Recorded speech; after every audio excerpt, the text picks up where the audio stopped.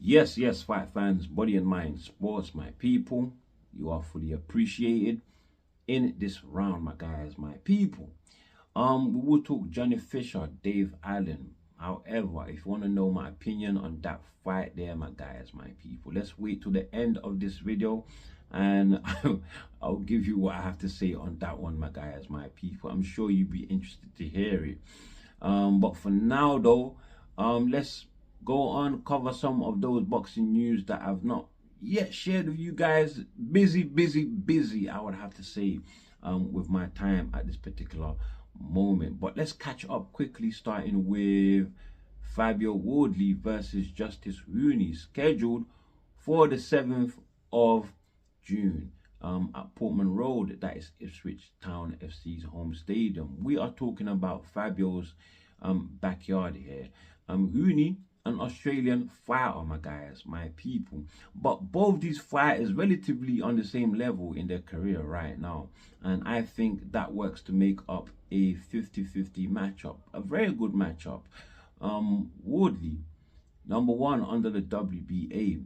Huni, number 1 under the WBO, my guys, my people. And they are risking their ranking positions against one another for the biscuit. The WBA regular strap on the line. The winner will go forward to be mandatory to the winner of Usyk and Dubois, who are dueling it out for undisputed on the 19th of July, my guys, my people. And we have both these two hungry fighters itching to get hold of a strap, my guys, my people. And look, they have the opportunity now not to get hold of just one, but all of them, my guys, my people. So I don't think that Huni or Fabio will be letting that opportunity fly so easily and handing, handing it over to their opponents on the other side. So that is every recipe for a great fight. Could be a firefight. It could be a firefight, my guys, my people. Because I know Fabio doesn't really express himself very much outwardly, my guys, in terms of how he's feeling, whether he's angered. He's just a nice fella. Let's put it that way. But I think Huni may have said something that would make Fabio want to teach him a lesson on the night. Huni, who said that in the press conference, by the way, Huni said that Fabio has nothing to offer but power. That in all the other departments in boxing, he is heads over Fabio. Listen, I don't know whether he's just saying this or whether he's letting himself into a full sense of security, because I would have to say the latter. Because Fabio is more than just power. Fabio got good speed, hand and foot, closes distance very well. Got good footwork going forward. People don't notice it because the man is always going forward, putting pressure. But he does so methodically. Whenever you see two fighters, go against one another who are both pressure fighters, Woodley and Adeleye, right? They went up, they fought each other, right? But Woodley was pushing back Adeleye, so taking Adeleye off his normal game, that should show you footwork. That should show you his good footwork from Woodley, my guys, my people. So he's got good footwork. And I think Woodley is more talented than Lorena. Ability-wise, he can do more than Lorena.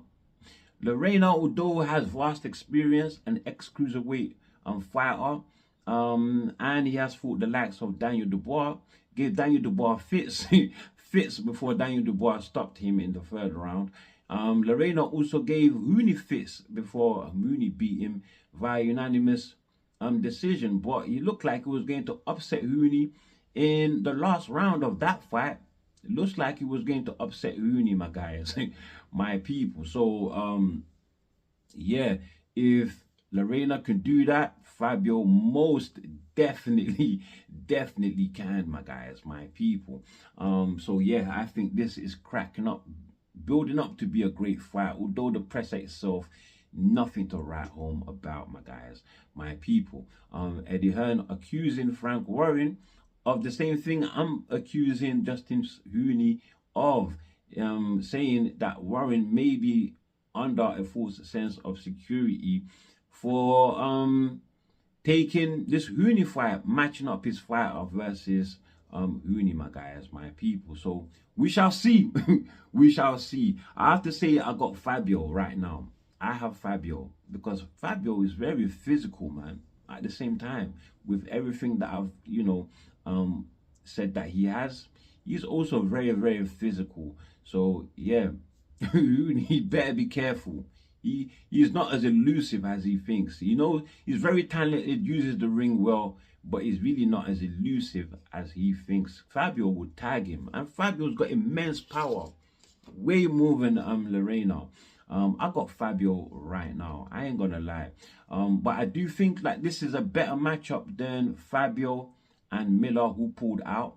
So the opportunity given to Huni. Because although in that fight I saw Fabio possibly winning, but it could also be a possible overmatch for Fabio because Miller is a proven world level fighter. Fabio has never even fought anywhere close to world level. His best win has been Frazier Clark. So look at Miller fought Daniel Dubois, lost to Daniel Dubois, but he's fought Daniel Dubois. Look what Daniel Dubois has gone on to do. IBF champion, and went and beat Anthony Joshua, now fighting for undisputed.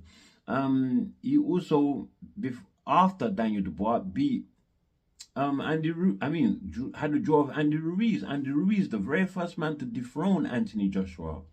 So yeah, there's a lot of vast experience there. He's a proven fighter, and he can upset anybody and give them the fits on any given night, my guys, my people. So that one was a bit of a dice game, but Huni and Fabio, proper matchup.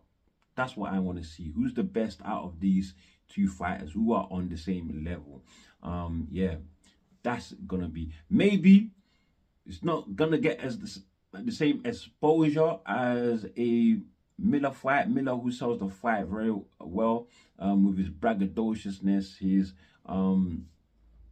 boisterousness, my guys, and his name has been around the block. He's more recognizable, However, like Frank Warren said, 18,000 tickets sold already. I think they're gonna sell possibly a few more thousand tickets, my guys, my people. So not a bad calling as for Huni, not a bad calling at all, my guys, my people. Let's see what they can do on that one. But boy, am I glad to see on the undercard,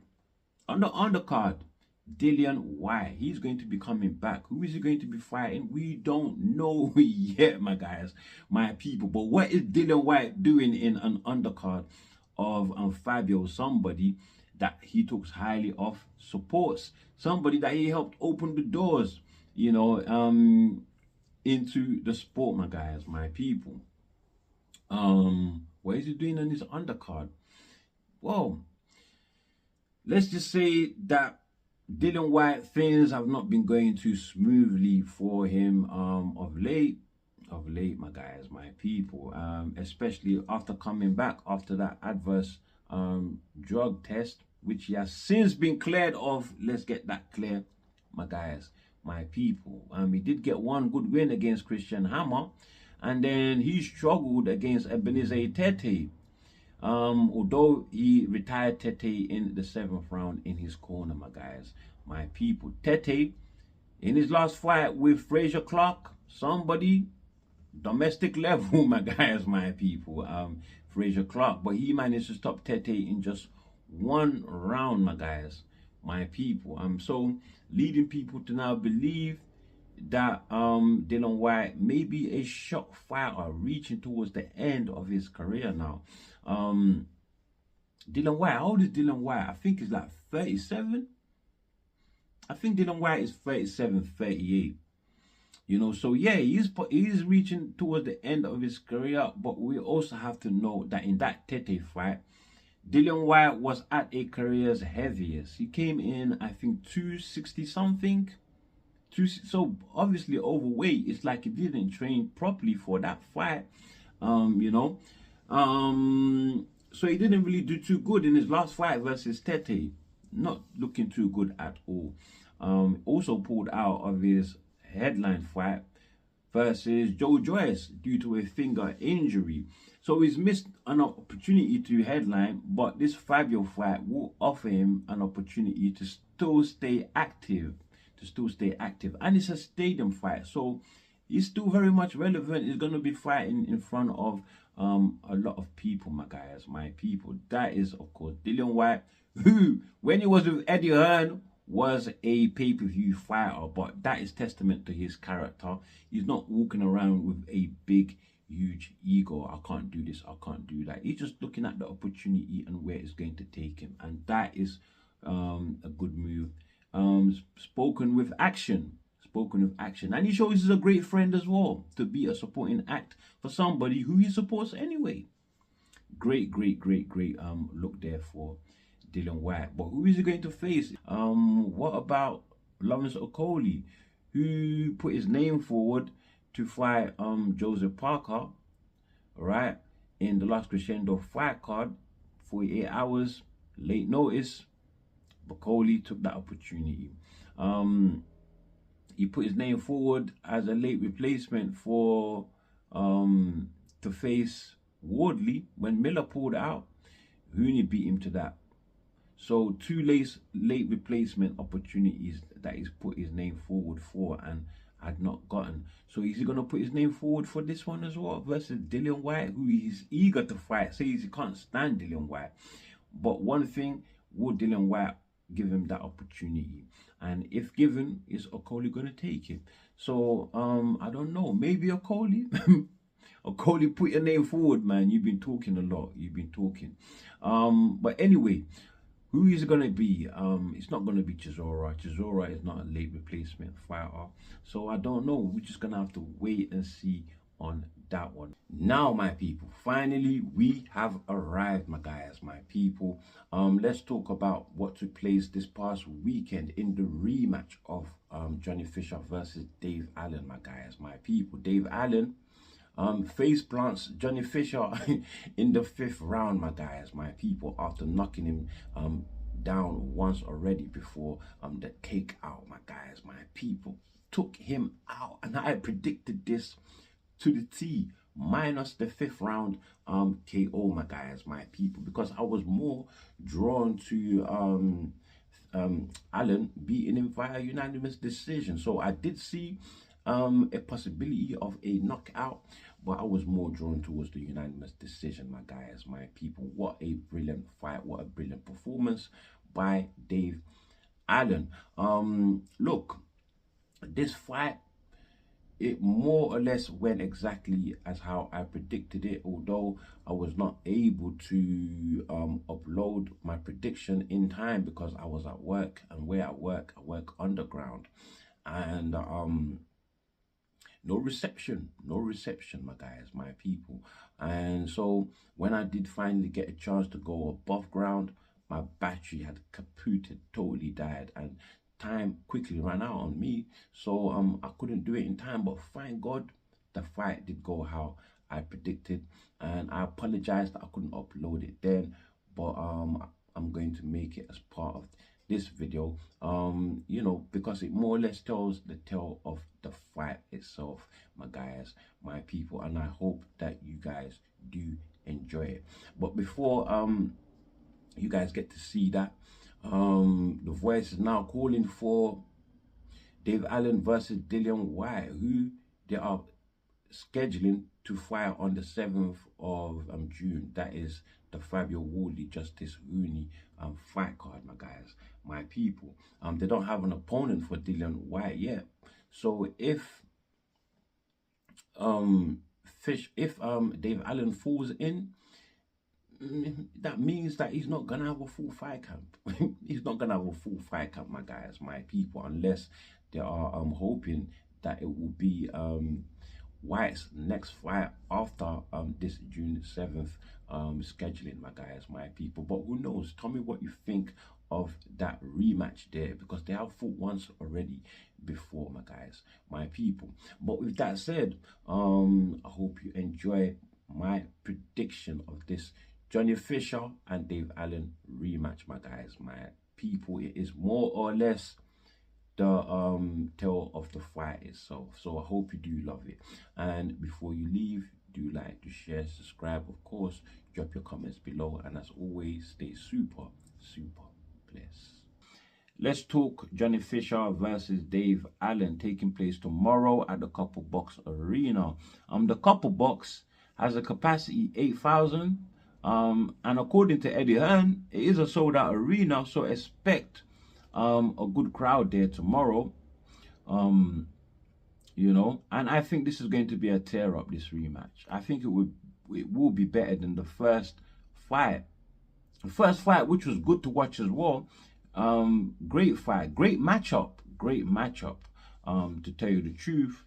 But I think this second fight will be better, because both fighters will be looking to stamp their authority on one another in order to emerge clear winners. Because the first fight, the result of the first fight, you know, a split decision win to Johnny Fisher, very controversial ending, because the popular consensus is that Dave Allen actually won. And I'm in that consensus, my guys, my people. I actually had Allen winning 6 rounds to 4 in that fight there. Of course, it was a 10-rounder. And the 5th round knockdown of Fisher as well. So that was a 10-8 round to Allen. So he definitely won that fight. Let's just put it that way. Although he was denied the win, my guys, my people. But especially for Fisher, he definitely needs to emerge a clear winner, because you can't depend on gift-wrapped decisions. He's not a huge name, so he's not going to earn those sort of favors consistently.